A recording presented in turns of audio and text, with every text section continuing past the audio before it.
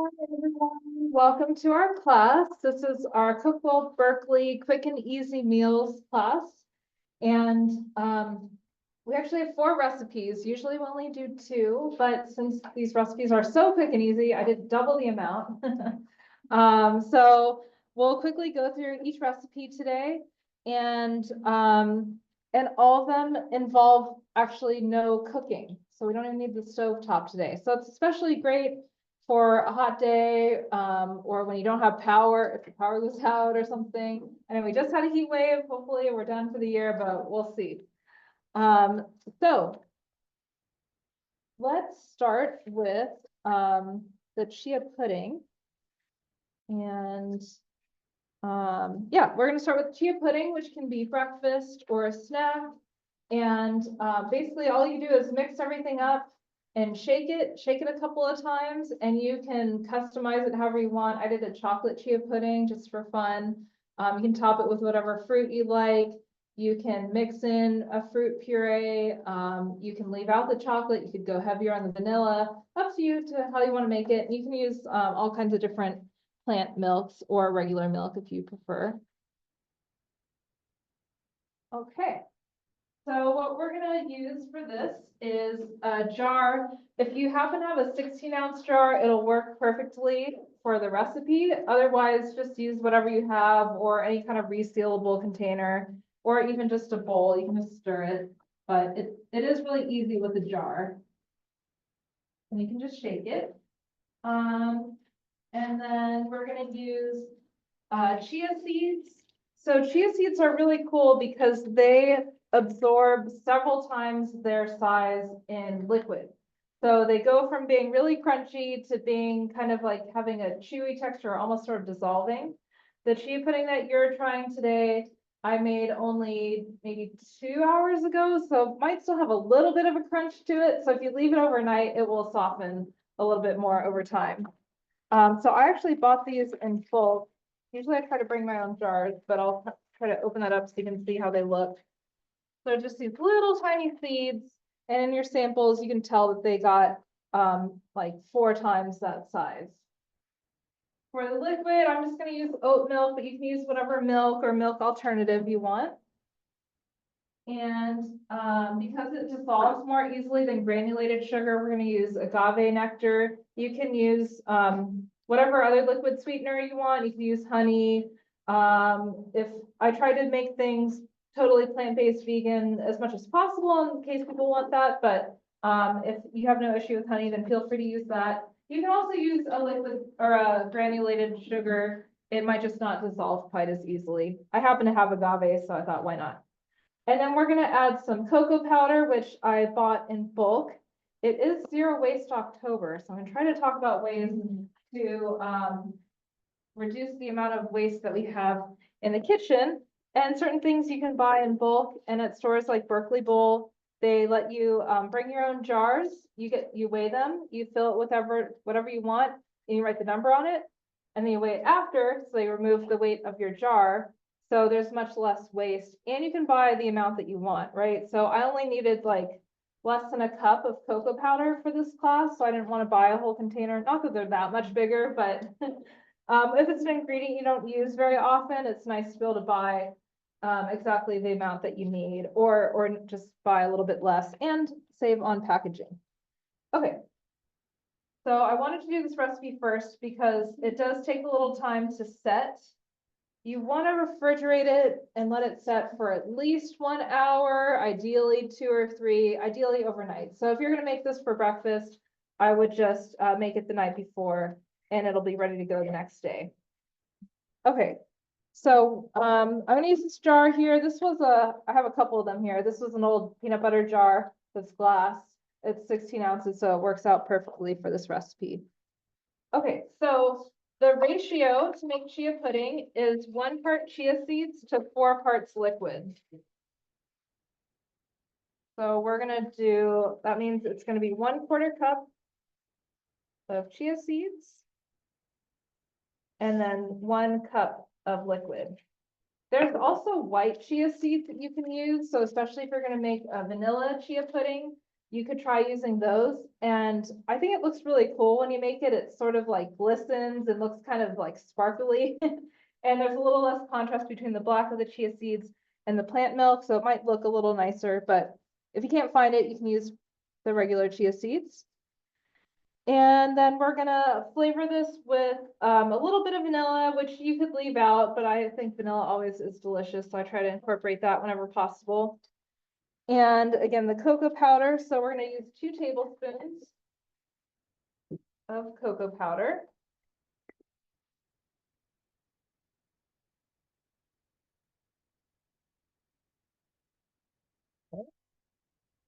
And then 2 teaspoons of agave nectar. So this is pretty lightly sweetened. I wanted to make it lightly sweetened in case people don't like super sweet. Plus we're pairing it with the fruit, the banana, and I put a little bit of chocolate shavings on there to make it a little fancy. So that adds a little sweetness too. Okay, so 2 teaspoons. But if it's not quite sweet enough to your taste, you can always add a little more or less.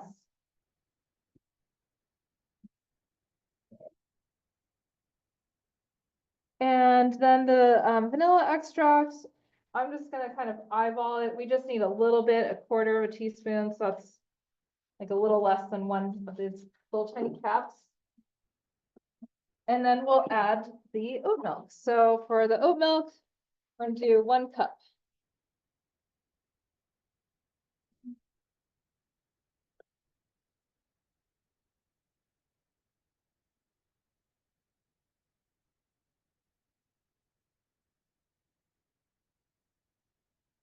Okay, I think actually, I said that this size jar is perfect for this amount. I think it's perfect for making 1.5 batches. Either way, it doesn't really matter. You can have extra space in there and that won't be any problem. But 1 batch will certainly fit in a 12-ounce jar. So just shake it. That's the nice thing about a jar. You don't even have to stir it. You can just shake it. And that will disperse everything. Try to show it on the camera too. But you can see it's still a little chunky. The cocoa powder is not quite dissolved. That will improve over time. So one thing you don't want to do is stick this in the fridge right now and forget about it because it will clump up. So you want to make sure that you give it another shake or a stir after about 10 minutes. That's when the chia seeds will start to thicken, and it'll need another shake. And if it does start to clump up and you can't quite break it up, then just take a spoon and kind of break it up.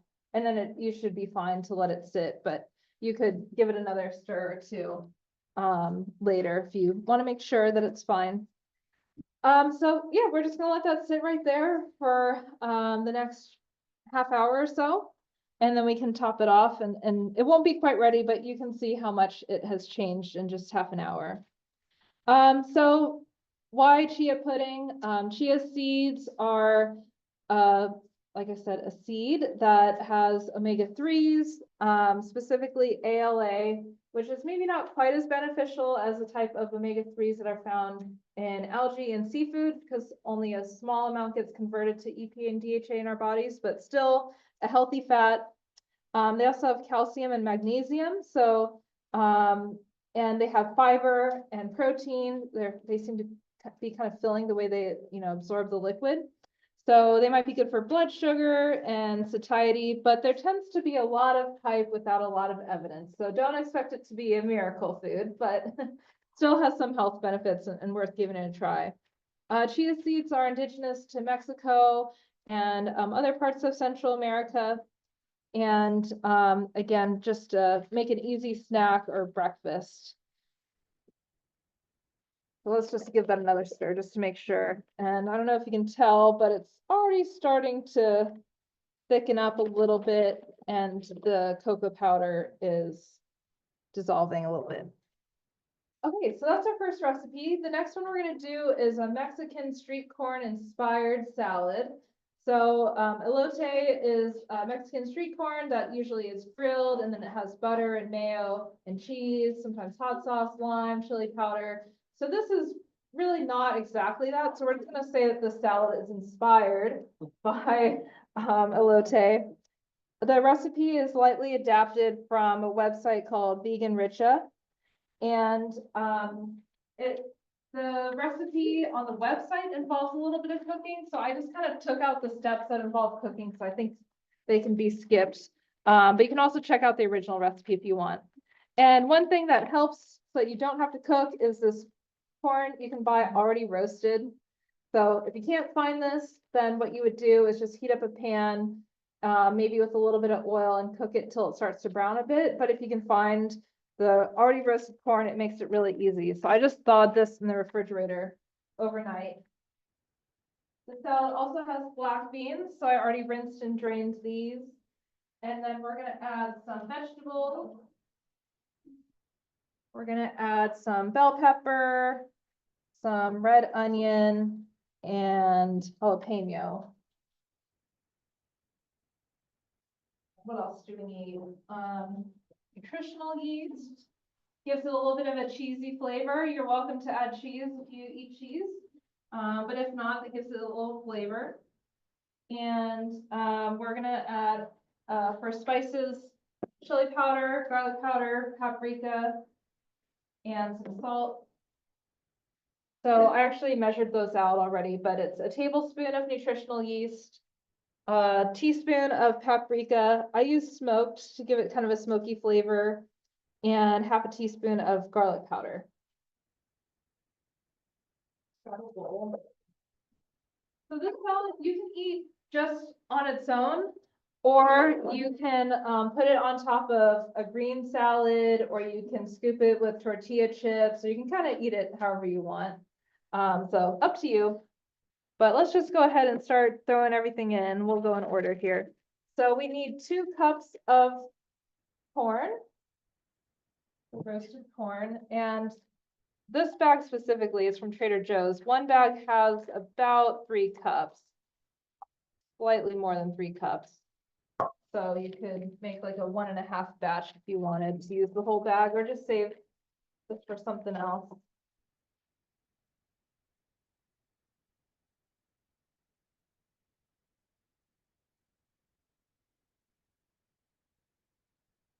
And it's a salad, so it doesn't have to be exact. If you go a little heavy on the corn, that is okay. Okay, so corn, we'll kind of separate it out so you can see how it looks. Can of black beans, rinsed and drained. And then we're gonna do half of a bell pepper. So I like to cut everything really small so that everything is like the same bite size as the beans and the corn. So for cutting the bell pepper, I like to cut off kind of the curved part. And then just cut little strips, maybe not do too many at a time. Cut them into little pieces. And if again, this is a salad, so you can kind of customize this however you want. If you don't like bell pepper, you can leave it out. If you want different colors, you can do that. If you want it to be milder, you can leave out the jalapeno or replace it with an equivalent amount of green bell pepper, which is nice to have a little green in there, because then we got the green, yellow, and red. What I did for the samples was I used a little bit less jalapeno and I cut out the seeds and the white part to make it a little milder. And I cut it pretty small. So if you are detecting spice in there, it's honestly probably the chili powder. I didn't put a whole lot of jalapeno in there. I do think the green is a nice touch. You can also add green onion for some green. I'll go light on the jalapeno. And then the red red onion. The recipe says to use a quarter of a red onion, so kind of depends on how big your red onion is. Red onion raw is really strong, so I would go lighter on that. This is a pretty small red onion, but I'll still just use 1/4. And this I would especially cut really small so that nobody's getting a big, huge chunk of raw red onion. So to cut it really small, what I'm going to do is kind of cut a horizontal slice through the onion and then cut little strips going down and then cut little pieces.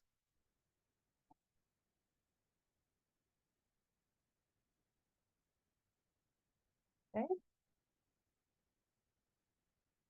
And then I'm gonna go ahead and break it up a little bit so that we don't have big chunks in there.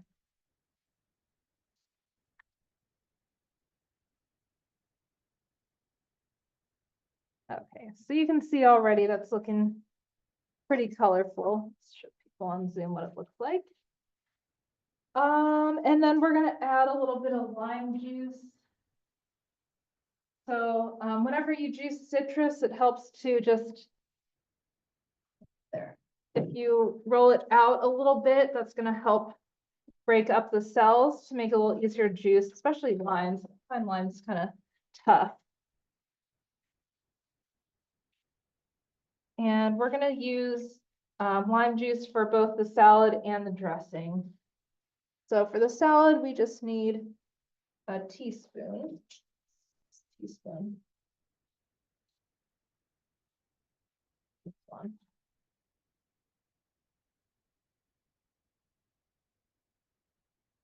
Okay. And one thing I didn't add to the spices is the salt. So you don't need a whole lot of salt, just a quarter spoon.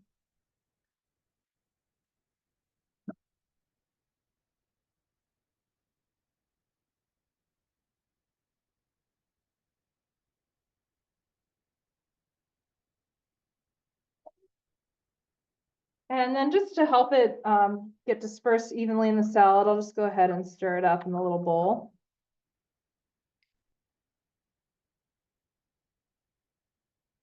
And I'm skipping the cilantro on here. You're welcome to add cilantro if you'd like, but I personally can't even stand the smell of it. So we're leaving it out today. It is a genetic thing, I'll say. Some people cannot smell or taste cilantro properly. It's very unfortunate because it's in a lot of foods that are really delicious. But that would add some nice fresh greenness to the salad as well. So pretty much just as simple as that, mix it all together. I'm not going to demonstrate how to make the dressing, so you're pretty much just stirring up some mayo and spices, so pretty straightforward.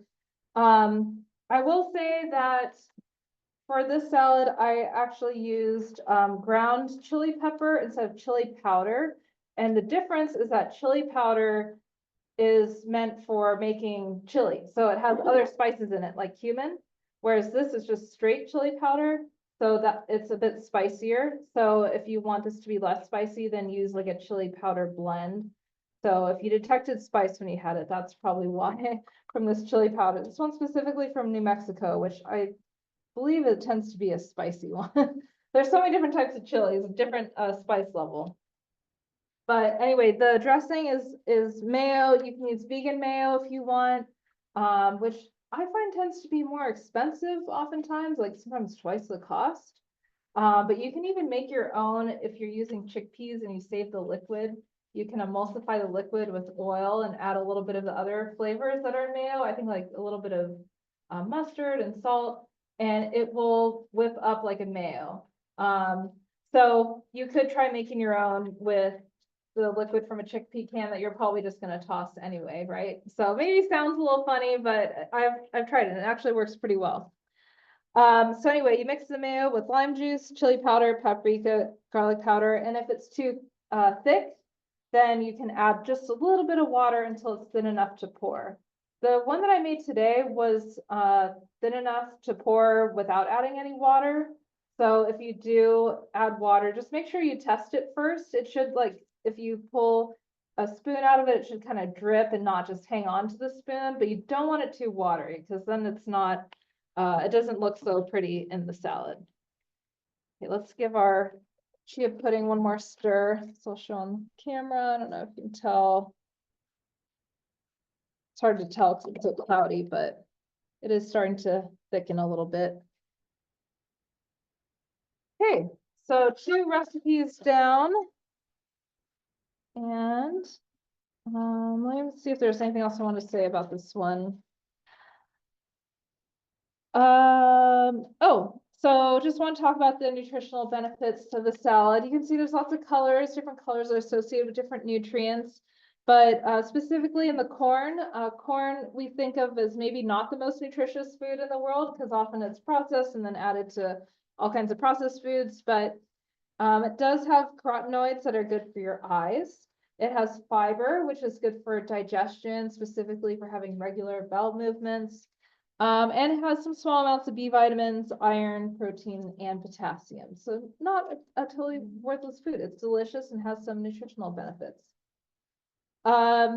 Beans, there's black beans in the salad, which are high in fiber and have protein and other nutrients like iron. And the dietary guidelines for Americans recommends that people eat 1.5 cups of cooked beans per week, but on average, most Americans only consume half a cup, so 1/3 of the recommendation.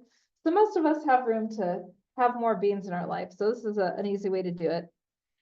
And the vitamin C, which is found probably in the highest amounts in the salad in the bell pepper, actually it helps you absorb the plant-based iron in the beans and a little bit that's in the corn too. Okay, so next we are going to make the tofu, which yes, you can make tofu without having to cook it. So that makes it really easy if you are new to cooking tofu and don't know how to get the texture just right. For this, all you have to do is drain it and throw it together. So this is called liang bun tofu. The recipe is from a website called The Woks of Life. Woks, W-O-K-S.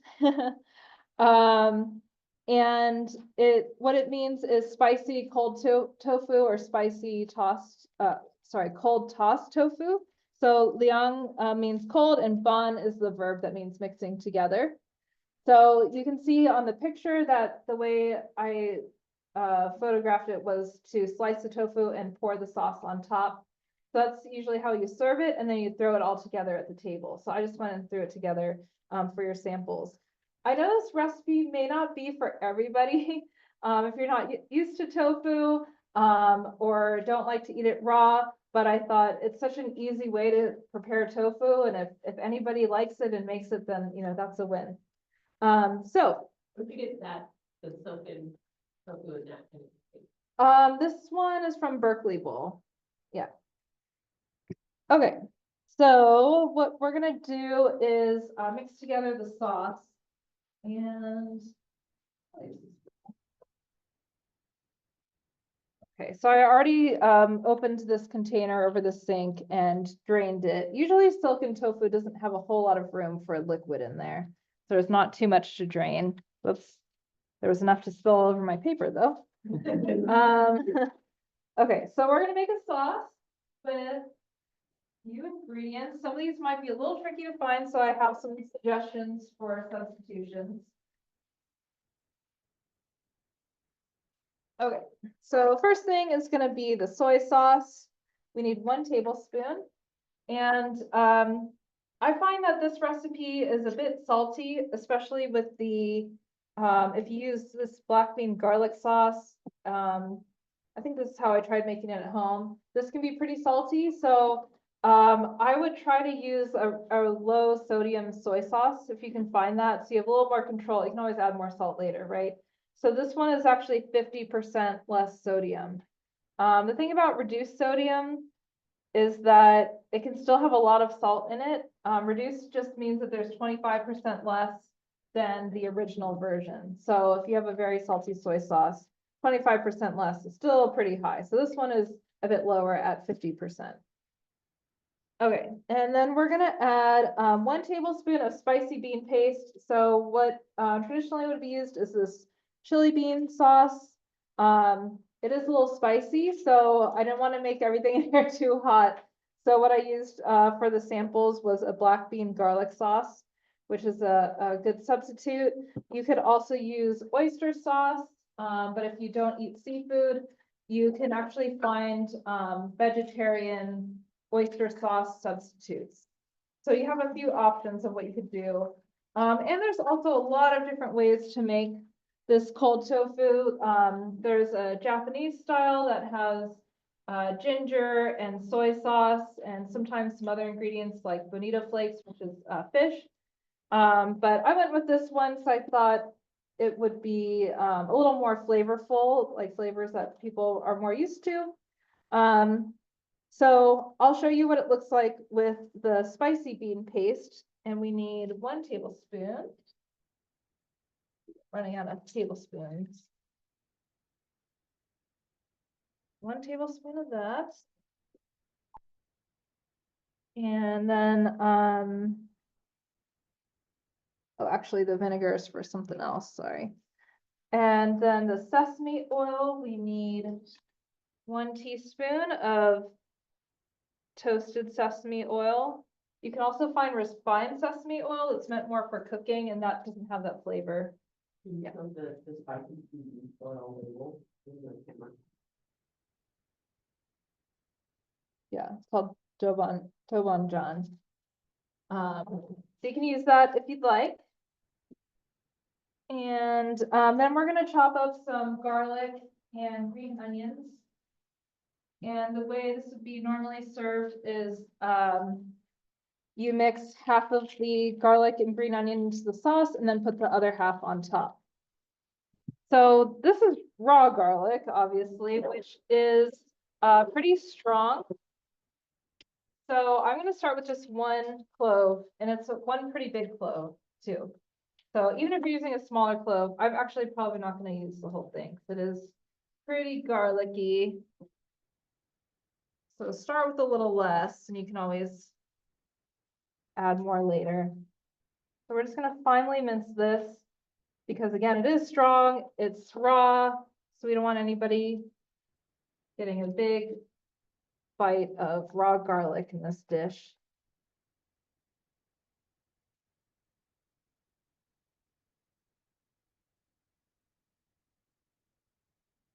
And for this recipe, you could serve it like we did here with rice.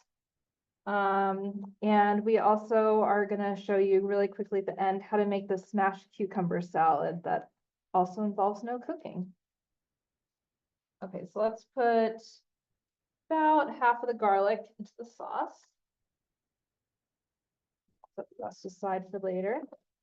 And then we need 2 tablespoons of sliced green onion. So probably about 1 good stalk.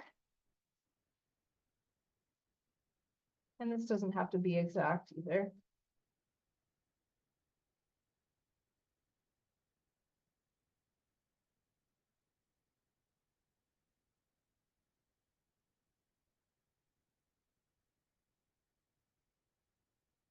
On top of that into the sauce.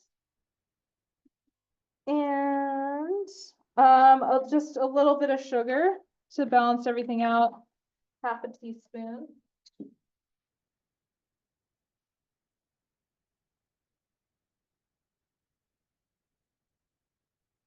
I think that's everything. I also left off the optional garnish, but you can add cilantro or Thai basil on top if you'd like. I'm gonna mix it up with this spoon that has the sesame oil on it. So it does make a nice thick sauce that coats the tofu well. You can see that. You can tell it looks spicy. It's got that beautiful red coloring, right? I don't have big plates, so maybe I'll just do a little mini version here. Okay, so the tofu may stick to the container, may not. There was another brand that I used that it just popped right out. So if you want to serve it in slices, then you want to be a little more careful with it. It's tricky when it sticks to the bottom, but you can run a knife along the edge to try to loosen it. It might still be a little bit stuck to the bottom though. And you don't press silken tofu? No, usually it's too delicate to press. Let's see if it'll just pop out. Okay, a little bit came off. I find that that happens with this one, this Azumaya brand. I can't remember the other brand that I bought. But we're gonna cover it with sauce, so it's gonna look okay. So usually what I do is cut it down the middle lengthwise and then cut little slices. And since I just have a mini plate, I'll do like a little mini version here. For presentation, I like to kind of lay it out fan it out a little bit. And then just pour the sauce on top.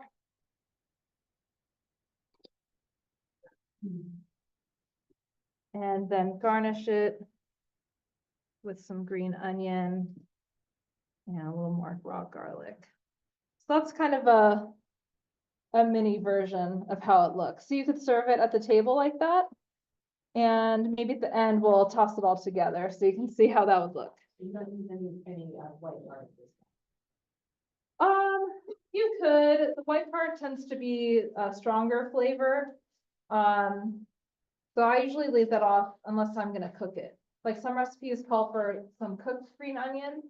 And, usually what I'll do for that is I'll save the really green part for the garnish and then add the lighter green and white part to the, like the stir fry.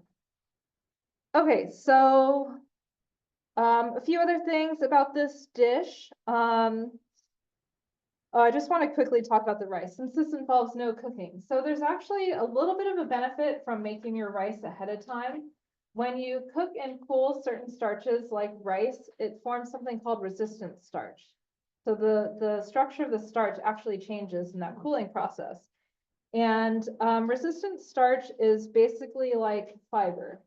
So some of it will pass through undigested. It helps with a lot of the same benefits as fiber, where it doesn't impact your blood sugar. It feeds the good bacteria in your gut and is digested actually more slowly than other types of fiber, which means it doesn't cause as much gas. So that's nice, as opposed to something like beans maybe. So even if you cook and cool the rice and then reheat it, it will still maintain some of that resistant starch. So you could even freeze rice and then just pull out portions as needed. What's the best way to do that to avoid listeria? I know that reheated rice can have that risk. I think, as far as I know, it's when it's left out at room temperature. So, for food safety purposes, really anything that's cooked or cut or altered should be refrigerated. So I'm not sure if there's a risk of it being cooled. But usually, if you are reheating leftovers to, reduce the risk of disease, foodborne illness from the bacteria, when you reheat it, you want to reheat it to the point that it's steaming. You don't want to reheat it till it's just lukewarm, because that doesn't really kill the bacteria. You want to actually see steam coming off the food, so it's like 165 degrees, and that will kill most bacteria.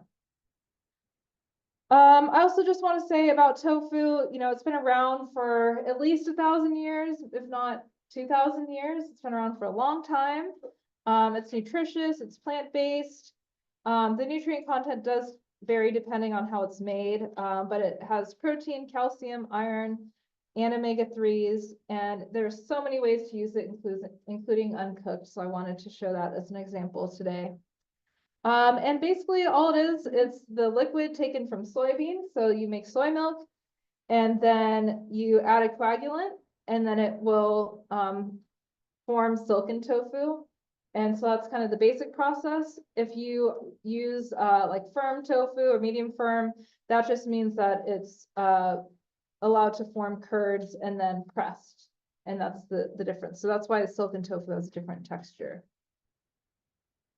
We have some other recipes for uncooked tofu on our website for a Korean marinated tofu, homemade instant noodle cups that also uses silken tofu. An egg salad replacement that actually uses silken tofu instead of eggs. The tofu actually has kind of a similar texture to egg whites. So those are some other ideas if you want to give that a try. Okay, I have a lot more to say about tofu, but let's make sure that we have time to make our cucumber salad too. Okay. So we are making a smashed cucumber salad.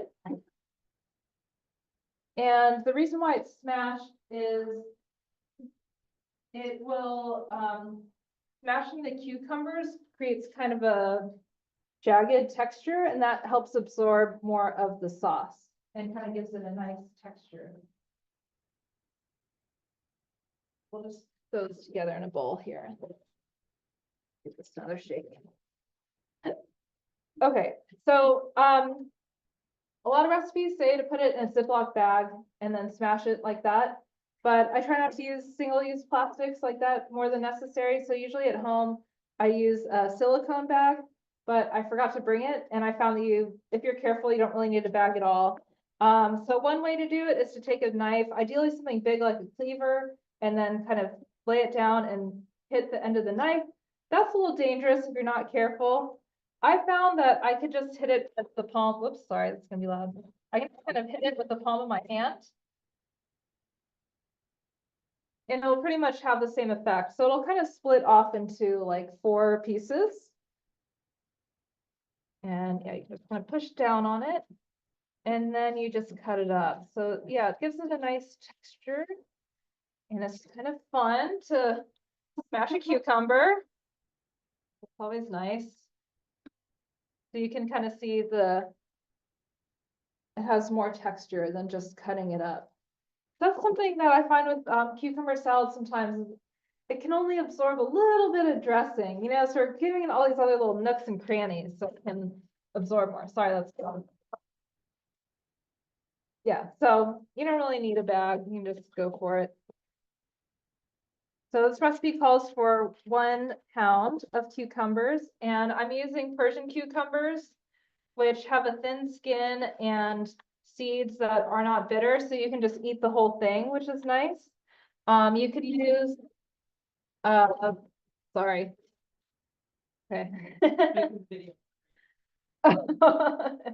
Sorry about that, people on Zoom. You could use like a regular cucumber from the grocery store. It's kind of waxy. You would just want to peel some of it because the skin is thicker. It's not as pleasant. And the seeds can be a bit bitter, so you might want to take the seeds out. I feel like those cucumbers are a little bit more firm, so they might be a little harder to smash too. Another alternative would be like an English cucumber that similar to the Persian ones has a thin skin and the seeds are not too bitter to eat raw or to leave in there. Okay, so for the dressing, we are going to use kind of similar ingredients to the tofu.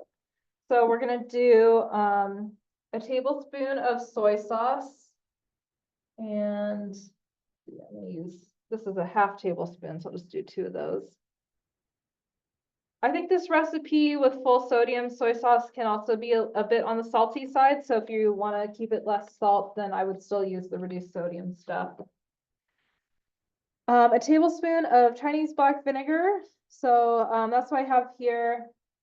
I actually use this quite a bit, but if you can't find it or don't want to have a whole bottle that you don't use very often, an alternative could be really just any kind of vinegar. It won't taste quite as authentic, but you could use balsamic for that dark color. I don't know, it has kind of a strong flavor. I would probably use rice vinegar to kind of match the flavor profile. So 1 tablespoon, this is half a tablespoon. 1 tablespoon of vinegar. And then we're gonna use sesame oil again, 2 teaspoons. Also a half teaspoon, so 2 of these. 4 of those. What's that? Oh, 4. Oh, 2 teaspoons. Oh, thank you. Okay.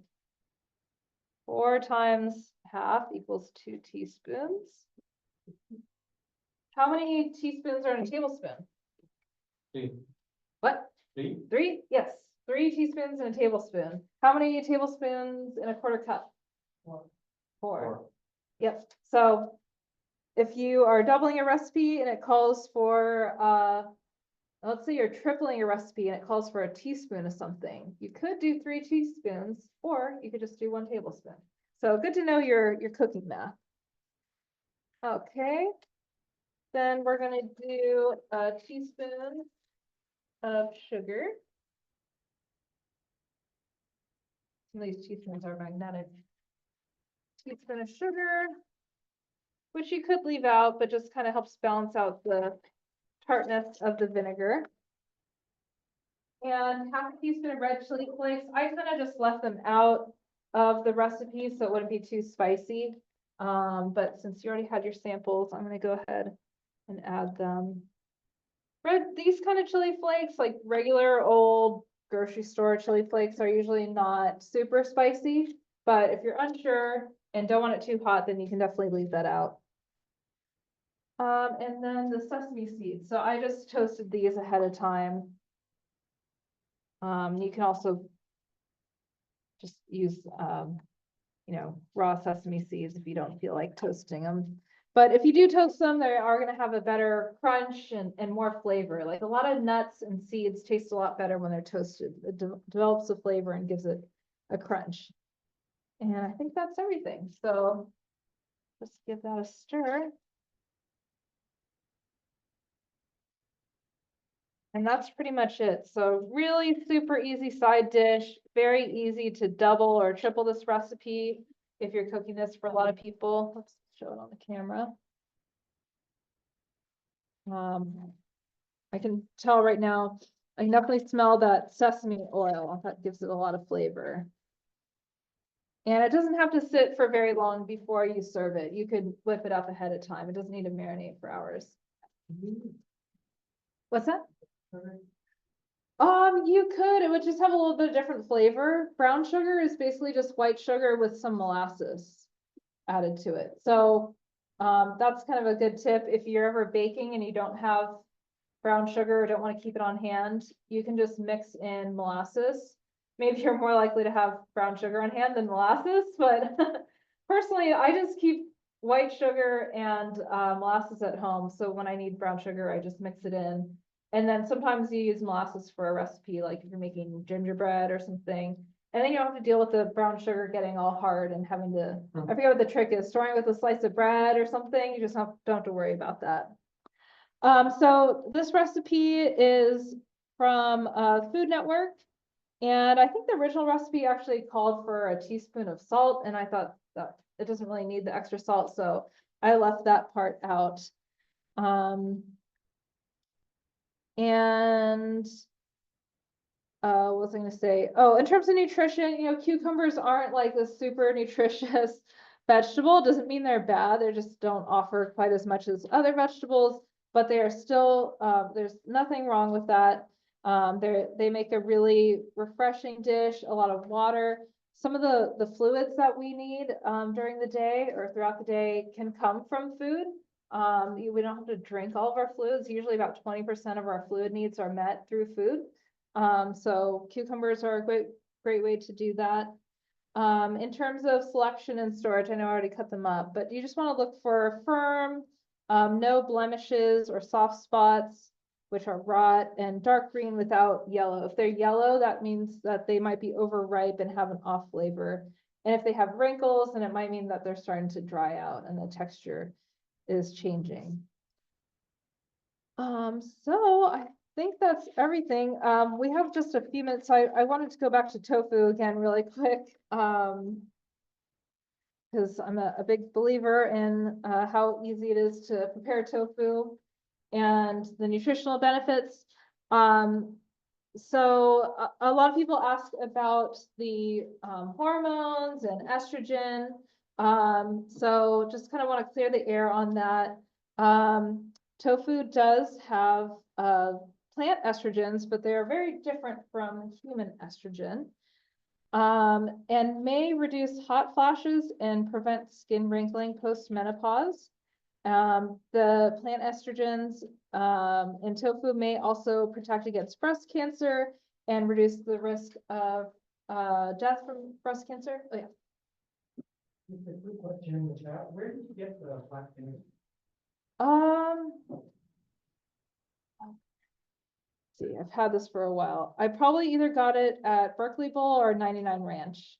So I don't remember.